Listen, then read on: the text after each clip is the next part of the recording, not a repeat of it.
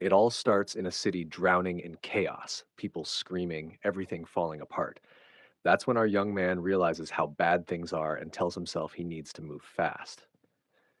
Meanwhile, some guy on a balcony grumbles about his bitter coffee, oblivious to the monsters roaming below.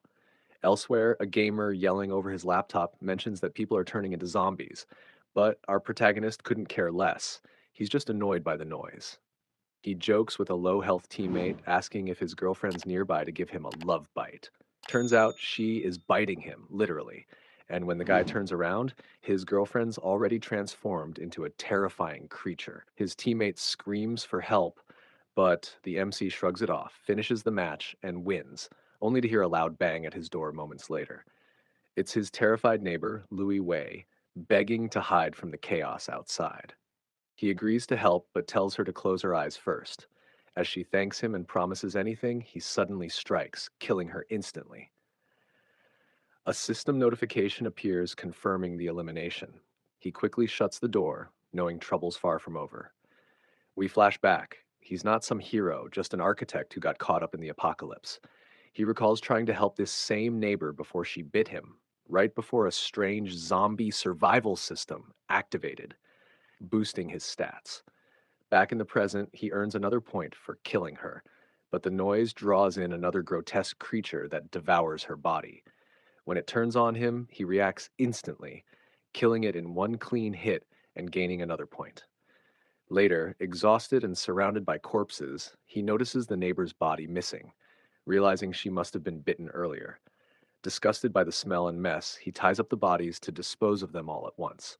But as he drags them out, a strange sound echoes down the dark hallway. Ahead, a figure in a wheelchair emerges, a twisted, multi eyed monster. It lunges at him, but the MC fights back effortlessly, recognizing it as his neighbor's reanimated form. After defeating it, he quips that the old man must have rolled over just to give him the wheelchair. So our MC loads the tied up corpses into the wheelchair and sarcastically thanks his late neighbor for the assist. After dumping the bodies, he leaves the chair parked neatly in front of apartment 203 and steps outside, thinking that even though he never believed in an apocalypse, it's time to start gathering supplies. Glancing at the corpses, he mutters that living alone is rough, no one to share the workload. Then something catches his attention. He turns sharply, sensing eyes on him. Up on a nearby balcony stands a bald man, the local troublemaker, and the son of another neighbor. The man flashes him a crooked smile that oozes bad intentions. The MC recognizes him immediately, remembering how the guy bullied him years ago over a stolen bike.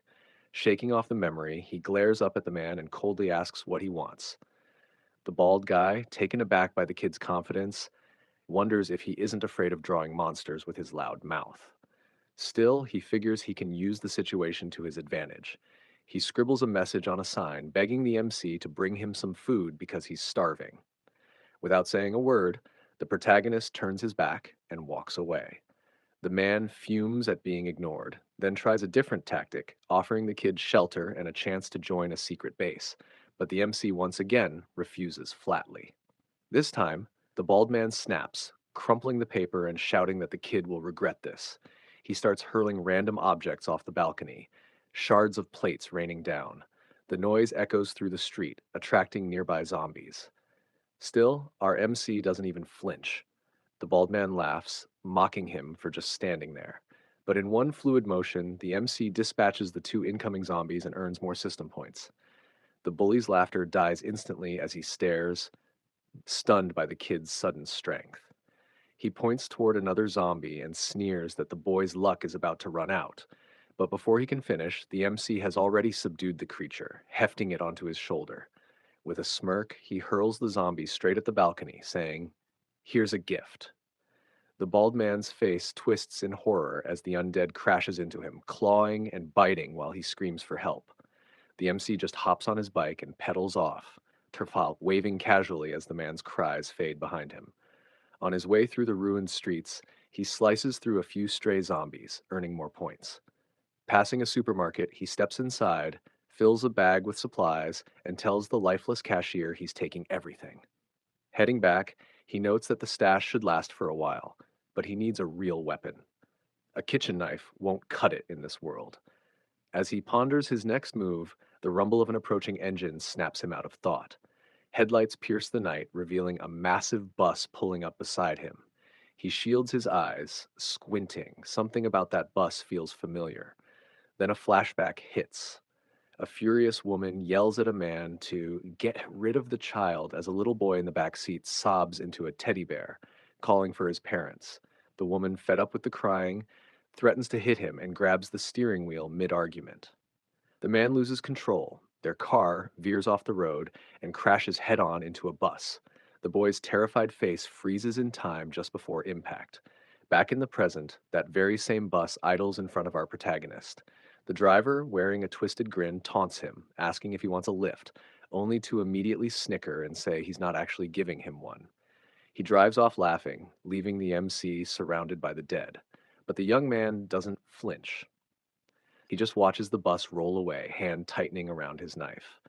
Inside, a student with glasses nervously suggests they should help him, and the driver responds by whipping out a knife of his own, threatening the student for speaking up.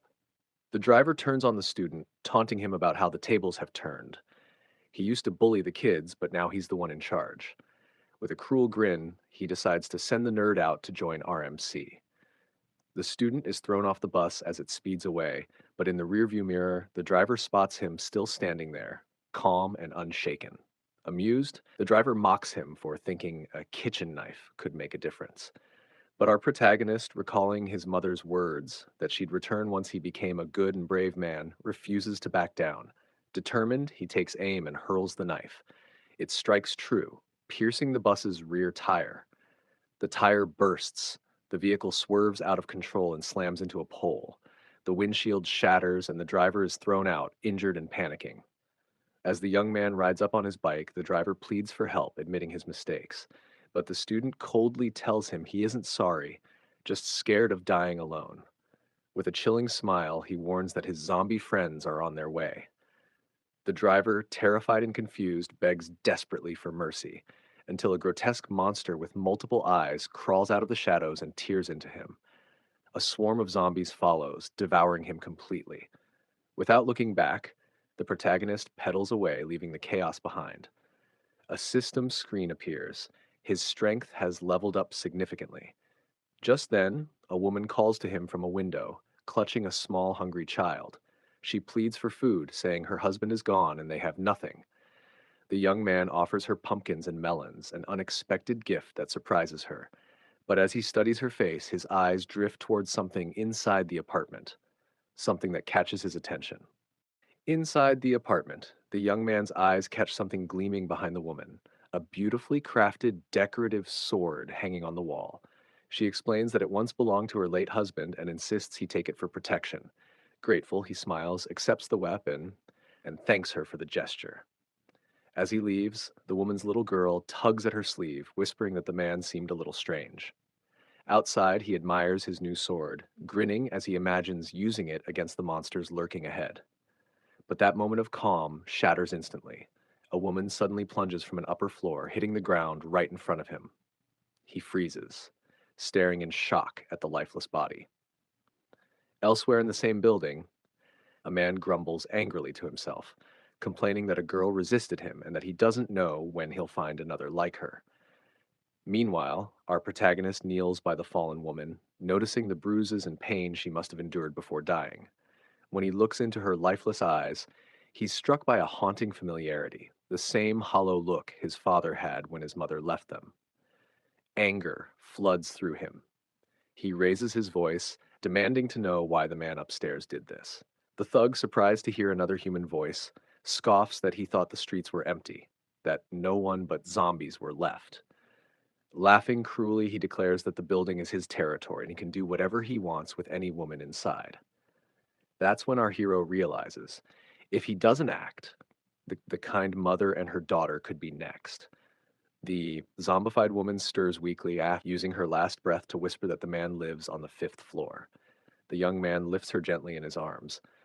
From above, the bald thug sneers, mocking him. What, you gonna take her home and have some fun, kid? He warns the protagonist to back off before things get ugly. Later, in his apartment, the man downs a drink, muttering about his bad luck running into some idiot during the apocalypse. He vows to find other women in the building to vent his frustration. Then, knock knock, a sharp sound at the door freezes him mid-sip. Frowning, he grabs a baseball bat, wondering if a zombie's stupid enough to be knocking.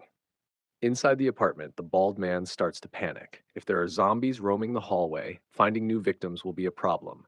He creeps toward the door and peers through the peephole, only to be met by a horrifying sight. The mangled, bloodied face of the zombie girl stares back at him. Terrified, he stumbles backward, his breath catching in his throat. Outside, our hero stands calmly, holding the zombie's hand and using it to knock on the door. "I know you're in there," he calls out, his voice eerily calm. Recognizing the voice, the villain exhales in relief. It's just that weird kid again. Scoffing, he tells him to get lost. Then, smirking to himself, he thinks he's clever for yelling loud enough to attract nearby zombies, but his smugness vanishes in an instant. The door explodes open with a thunderous kick, splintering off its hinges. The bald man stares in disbelief. How could anyone break through a reinforced security door like that? The young man steps inside, eyes cold, scanning the room. The air reeks of alcohol and cruelty. His gaze falls on the twisted setup the thug had been using to torment his victims. Without a word, the protagonist gently lays the girl's body on the floor. The bald man panics, shouting, "Why'd you bring her here?" The young man's eyes glow faintly as he replies, his tone icy, "I brought her to watch your punishment." Moments later, we see him dragging the beaten villain down the deserted street, heading toward a nearby police station. The bald man, bloodied and bound, begs to know what the hell he's doing. "Isn't this where criminals go to be punished?" The young man replies flatly. The thug, trembling, shouts that this isn't a movie. There's no law left, no one to save or punish anyone. The hero backhands him, silencing his rant. "Then maybe you've forgotten how these stories end," he mutters. The man keeps protesting, insisting that books and films are just fantasies, that the world they knew is gone. But the young man drags him forward and throws him onto the cracked pavement in front of the police station. The bald man groans in pain, staring up at him, demanding to know how someone could be this strong, strong enough to rip through doors and fling a grown man around like nothing. He screams that it's all pointless. There's no one left to punish him. The hero's expression twists into a cold smile. "Oh, you're wrong," he says softly. "There are still people here." The bald man looks around, confused, until he sees them. From the darkness around the station, dozens of glowing red eyes flicker to life. From the shadows, a swarm of zombie police officers lurches forward, their uniforms tattered, badges still glinting faintly under the moonlight. The bald man screams as they close in, tearing into him. By the next day, the chaos has quieted. An armored vehicle pulls up outside a large, decrepit library. A small group steps out, armed and alert. One of them tells the elderly man they call Old Mao to stay put and keep watch. The old man nods, clearly uneasy as he watches the group head toward the entrance. Leading the team is a sharp-eyed woman who reminds them of their mission to find medical books.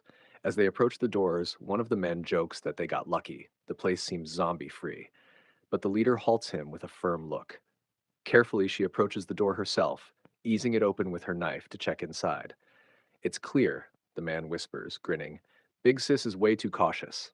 "Cut the chatter," she snaps. "Let's find the medical section and move." Just then, a voice interrupts from behind them. "Hey there."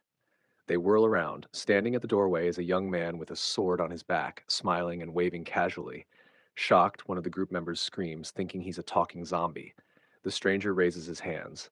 "Relax, I'm human. See?" He holds up a worn-out book, a guide on vegetable farming. "I'm just here to read." The group stares at him, unsure. One man whispers to their leader, "He's got a point." "Shut it," she hisses. Unbothered, the young man sighs. "Could you all keep it down? It is a library, after all." As they hurry past him, one of the men mutters that the guy's clearly unhinged. Anyone smiling like that in the apocalypse can't be right. The leader, though, isn't so sure. She casts one last look over her shoulder and feels a chill. Something about him radiates quiet danger. "Grab the books," she orders. "Quickly. We're leaving. Now." Just as the group gathers their haul and prepares to leave, a calm voice stops them in their tracks. "Wait a minute." says the young man, still seated at a nearby table, flipping through a book. Everyone freezes. Hands tighten around weapons. The leader narrows her eyes. Is there a problem? She asks cautiously. The young man looks up, completely serious. You're taking a lot of books. Shouldn't you check them out properly before borrowing them? For a moment, silence. Then disbelief. The entire group stares at him like he's insane. One guy mutters under his breath, what kind of asylum did this guy crawl out of? The leader sighs. Do you even know what's going on outside? She asks, trying to make sense of him. He nods, unfazed. Of course. The world's gone to hell. Zombies are everywhere. But other than that, nothing's really changed. They blink at him, stunned. The woman frowns, unable to tell if he's joking or just completely detached from reality. One of the men snaps, saying the kid's lost his mind, and turns to leave. Unbothered, the young man smiles and waves. Name's Lin Fan. If you ever need help, feel free to ask. The group exchanges uneasy glances. His confidence, his calm tone, it all feels off. The leader forces a polite thanks before signaling her team to move. They hurry out of the library, whispering that the guy's either dangerous or flat out crazy. Back inside, Linfan sits alone, disappointed. They left already? I didn't even get to ask their names, he mutters. Shaking it off, he returns to his book, determined to learn everything he can about farming. If he's going to survive, he'll need to grow his own food. Meanwhile, far from the ruined city, deep beneath a desert, a team of scientists works inside a secret underground lab. Bright lights hum over a restrained zombie on a steel table. One researcher studies its readings and frowns. The results are clear. The infected are evolving. In another room, a senior scientist explains grimly to his superior, we can't develop an antibody. The virus is completely new. The older man's expression darkens. What about the genetic samples? The scientist hesitates. That's the thing. These zombies, he says slowly, realization dawning in his eyes, they're literally the living.